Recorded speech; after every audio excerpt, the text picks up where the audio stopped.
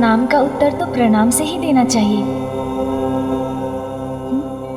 किंतु ये किन्हें प्रणाम कर रहे हैं? अच्छा, पिताश्री को। क्रोधी भी है और भक्ति भाव से ओतप्रोत भी।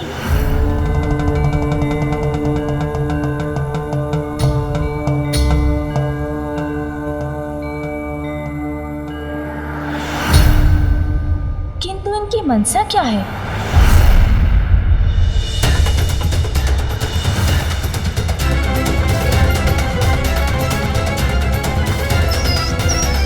मूषक की भांति क्या तुम्हें भी मेरा परिचय चाहिए बालक? ये परशुधारक कौन हो सकते हैं? ऋषि जमदग्नि और उनकी पत्नी देवी रेणुका के 5वें और असाधारण पुत्र है परशुराम। नहीं प्रभु, आपकी महानता की कथा तो स्वयं मैंने अपने माँ के मुख से सुनी है। मुझे भली भांति ज्ञात है कि आप कौन हैं। मेरा प्रणाम स्वीकार कीजिए प्रभु।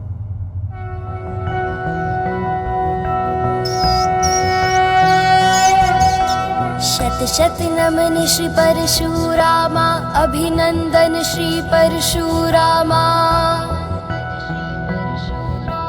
पाप के काल आवेग अधीशा, विष्णु के अवतार पुरुषा।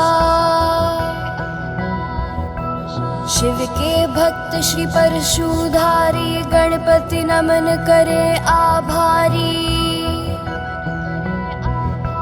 मात पिता के सेवक परमा, धर्म परायण नाशी अधर्मा।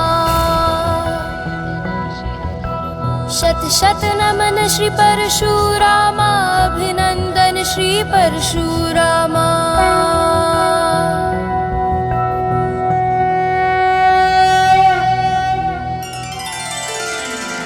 प्रतीत होता है बालक गणेश ने अपनी सूझबूझ का परिचय देते हुए परिस्थिति को संभाल लिया है। गणेश है अत्यंत बुद्धिमान। उन्हें आता है अपनी बुद्धि से करना किसी भी समस्या का समाधान। सत्य है बुद्धि का बल, सदैव संकट टालने में सदैव सफल होता है। धन्य हैं आप गणेश जी।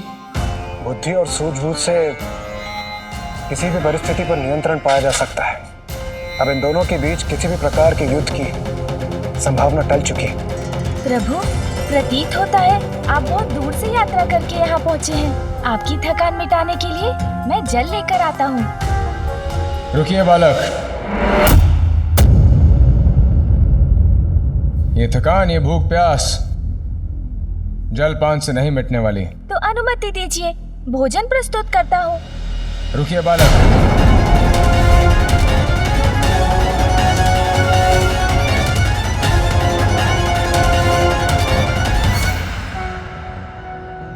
नागेन्द्रहाराय त्रिलोचनाय भस्मांगरागाय महेश्वराय नित्याय शुद्धाय दिगंबराय तस्मै नकाराय नमः शिवाय।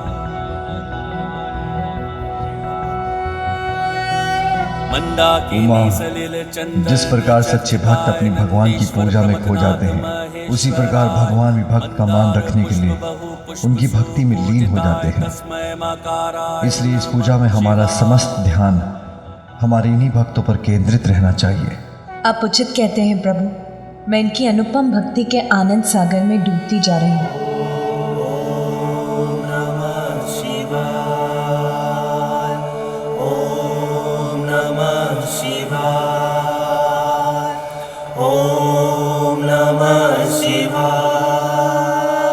अंतरात्मा की भूख, अंतरात्मा की थकान जल और भोजन से नहीं मिटती बालक। अंतरात्मा की थकान और भूख प्रभु? हाँ बालक, इसे मिटाने का एकमात्र उपाय है महादेव के दर्शन। रुक जाइए प्रभु।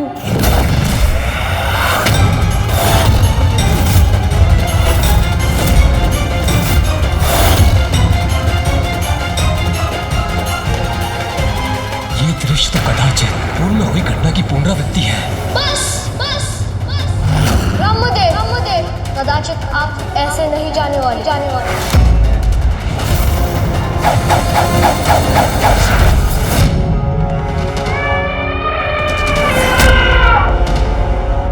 मुझे रोकने का तो साहस किया है तुमने बालक।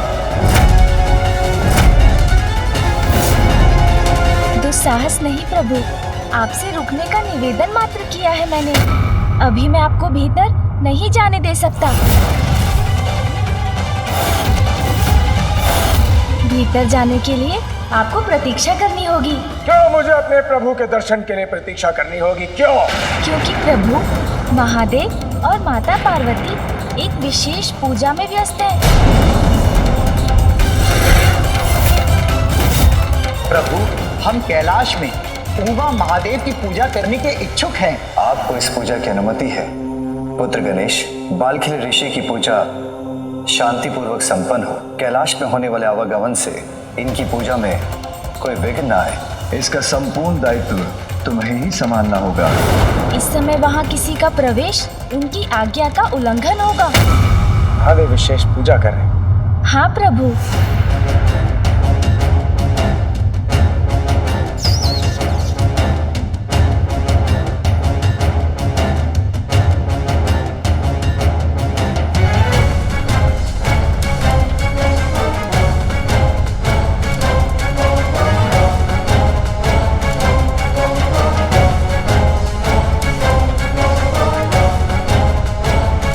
मैं महादेव का परम भक्त हूँ, परम भक्त। और प्रभु अपने भक्त को अपने दर्शन से वंचित नहीं रख सकते।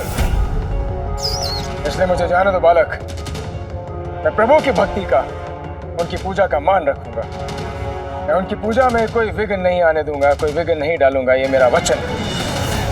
बस दूर से ही महादेव के दर्शन कर अपनी आत्मा को तृप्त कर लूंगा।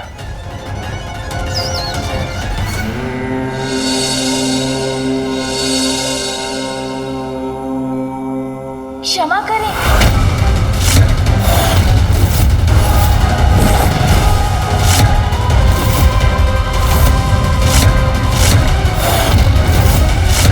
किंतु इसकी अनुमति नहीं दे सकता मैं आपको। अनुमति की आवश्यकता नहीं है मुझे। मैं महादेव का परम भक्त हूँ। महादेव स्वयं अपने इस भक्त की गुहार सुनकर मुझे अपने समीप बुला लेंगे।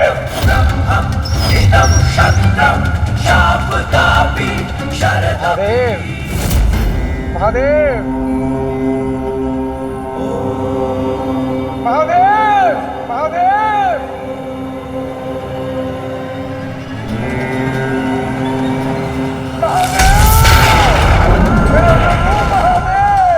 यदि ये इस प्रकार चित्कार करेंगे तो पिताश्री की पूजा में बाधा उत्पन्न हो सकती है।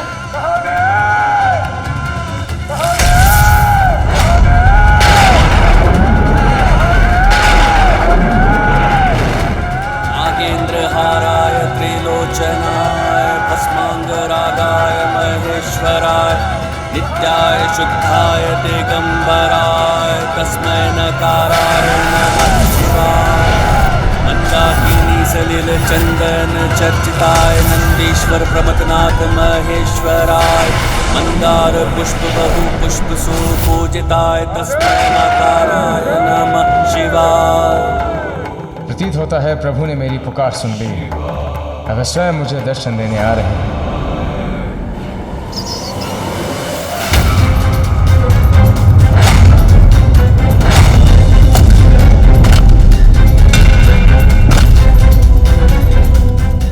मेरा अनुरोध सुनिए।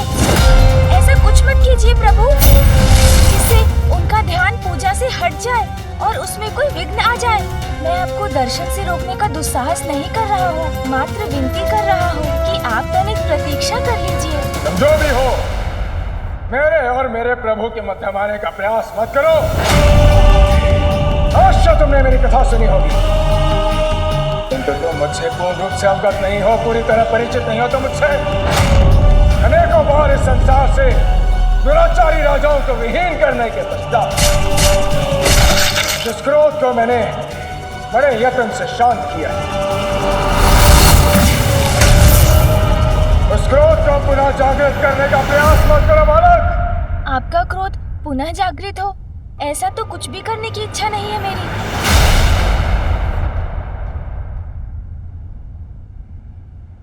रुक जाइए।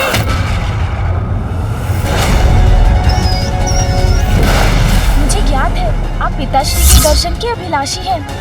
मैं कर्तव्य का उल्लंघन नहीं कर सकता। प्रतीक्षा तो आपको करनी ही होगी। परशुराम को प्रतीक्षा?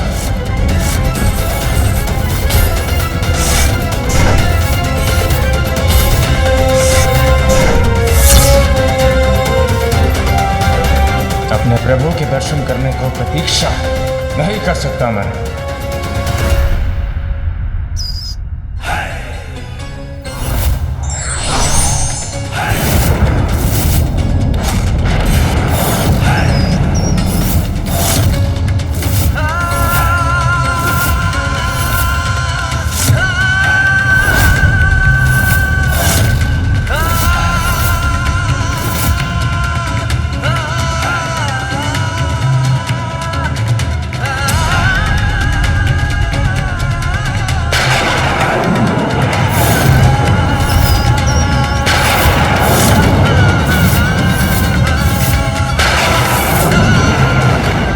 जी ने अपना परशु उठा लिया।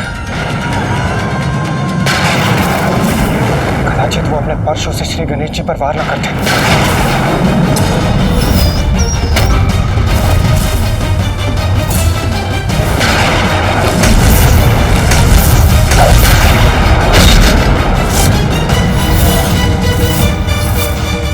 उसकी घटना को स्मरण कर सिहर रहा हूं मैं। कैसे रोकूं इस अनर्थ को?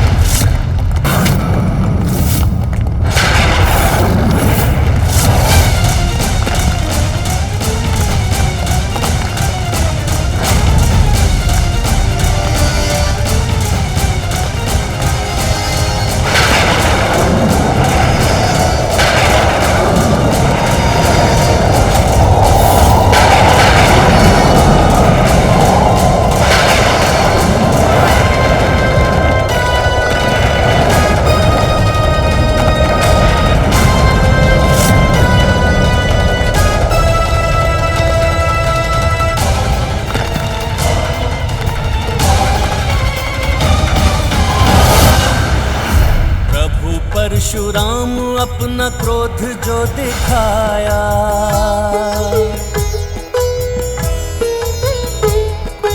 धरती पे परशु मारा थल थर थराया।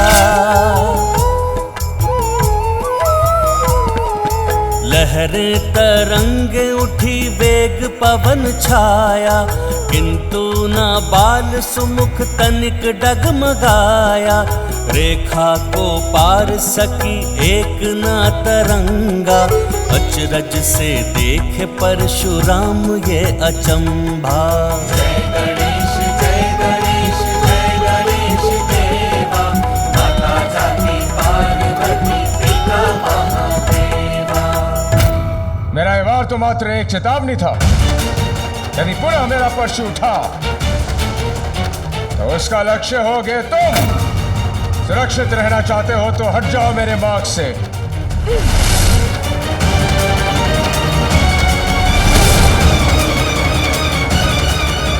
इनके क्रोध को शांत कर किसी प्रकार इन्हें मनाना होगा। प्रभु, मुझे ज्ञात है आप अपने प्रभु के दर्शन के लिए व्यग्र हो रहे हैं, किंतु क्रोध तो भक्ति भाव में भी अभाव उत्पन्न कर देता है। आपके क्रोध से उत्पन्न बवंडर से तो स्वयं आपके प्रभु की पूजा में ही विघ्न आ सकता था। इसीलिए मैं आपसे आग्रह करता हूँ, आप अपने क्रोध को शांत कीजिए और पूजा संपन्न होने की प्रतीक्षा कीजिए।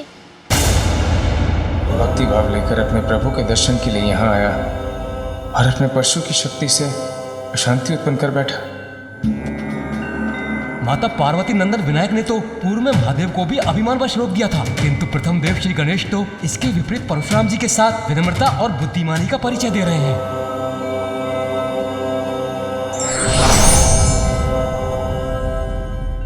एक बार पुनः गणेश अपनी बुद्धि के बल से परशुराम को शांत करने में सफल हो गए।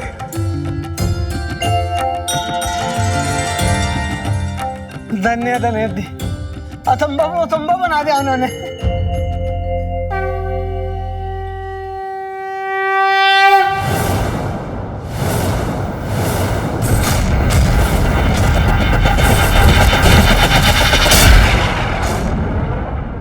इसके रोम रोम में प्रभु की भक्ति का वास है।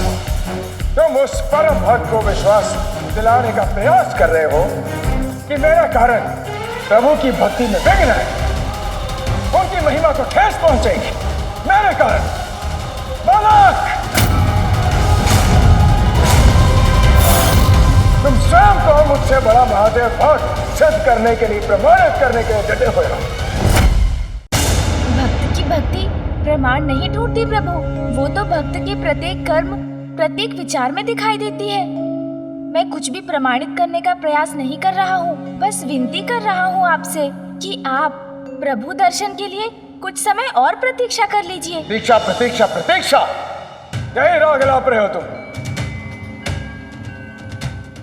जिस प्रकार नदी सागर से मिलने की प्रतीक्षा नहीं करती, उसी प्रकार भक्त अपने भगवान से मिलने की प्रतीक्षा नहीं करता। मैं अपने प्रभु से मिलने के लिए व्याकुल हूं, अनेकों सागर पार करके अपने प्रभु से मिलने के लिए। मैंने वचन दिया है कि मैं अपने प्रभु की पूजा में, उनकी भक्ति में कोई अड़चन नहीं आने दूंगा, कोई बाधा नहीं आने दूंगा, कोई विघ्न नहीं आने दूंगा। बस दूर से अपने प्रभु के दर्शन करके चला जाऊंगा। उसके पश्चात भी उनके परम भक्त को उनके दर्शन के लिए वंचित किया जा रहा है। क्यों बालक, क्यों? ये कैसी दुविधा है? एक ओर तो गणेश अपने पिता की आज्ञा का पालन कर रहे हैं, वहीं दूसरी ओर प्रभु दर्शन की इच्छा में डूबे परशुराम का आवेश बढ़ता ही जा रहा है। प्रभु, आपकी भक्ति समझता हूँ मैं, किंतु उसके लिए अपने कर्तव्य से विमुख तो नहीं हो सकता ना। भक्त की भक्ति को सफल बनाने से बड़ा कर्तव्य और क्या होगा बालक? यदि तुम मेरी भक्ति को समझते तो मुझे अंदर जाने से, आगे बढ़ने से रोकते नहीं। मैं तो अब एक क्षण भी प्रतीक्षा नहीं करूंगा।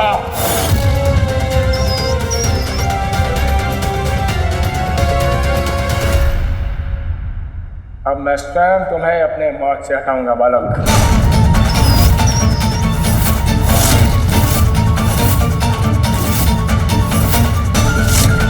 क्योंकि उसके अतिरिक्त तुमने मेरे पास कोई विकल्प भी नहीं छोड़ा।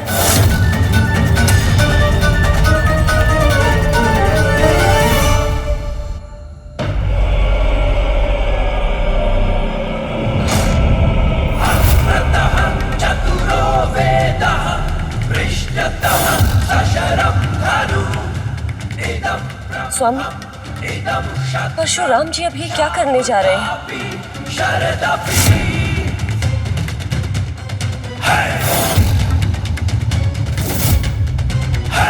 स्वामी, यदि गणेश जी को कुछ भी हुआ तो देवी पार्वती क्रोध में आकर क्या कर बैठेंगी? उसकी कल्पना मात्र से ही मैं भयभीत हो रही हूँ।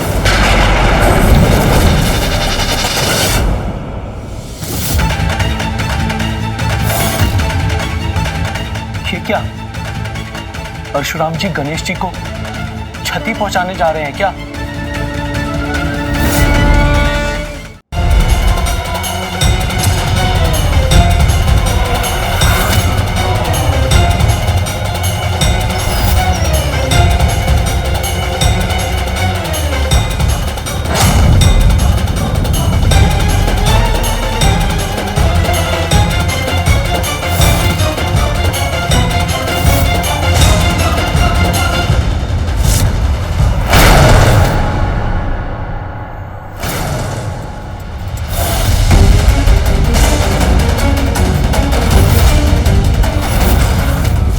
कैसे संभव है? अपनी संपूर्ण शक्ति का प्रयोग करने के पश्चात भी मैं इस बालक को नहीं हिला पा रहा हूं।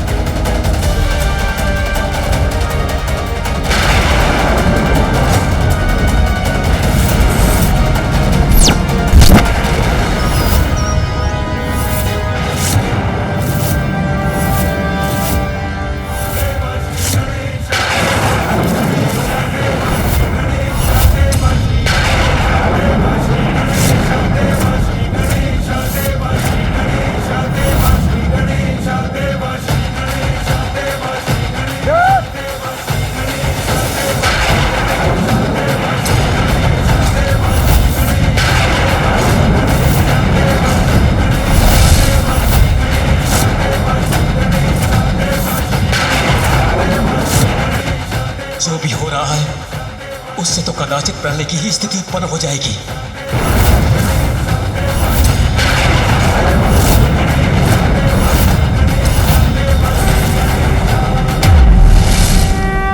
भगवान की भक्ति भी मर्यादा का पालन करने पर ही सफल होती है।